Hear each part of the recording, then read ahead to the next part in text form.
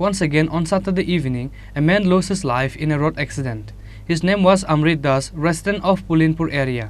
Incident occurred at Dokhin Pulinpur Assam Agartala Road area under Telemura police station. According to the details of the incident, a person named Amrit Das, a resident of Dokhin Pulinpur area of Telemura police station, while walking along the Assam Agartala National Highway, was hit by a speeding bike and fell on the side of the road. Fire service personnel immediately arrived at the location after they were informed about the incident. Later, the fire service personnel took him to Telemura Hospital, but the doctors declared him dead. After the incident, the accused bike rider was said to fled from the area.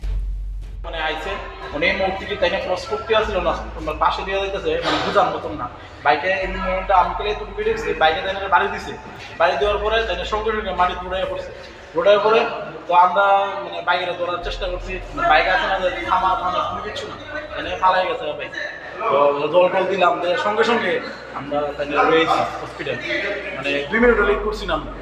এরপরে আর পরে কতগুলো চিকিৎসক আছে, তারা সব চিকিৎসা করার পরে শেষে মানে মারা গেছে। কোন জায়গাতে হয়েছে ঘটনা? ঘটনা দক্ষিণ পুলিশ। তার নাম কি? এর নাম পণ্ডিত দাস, পেশায় মাছ ব্যবসা। তাহলে কি হাইটটা যেতেছিল?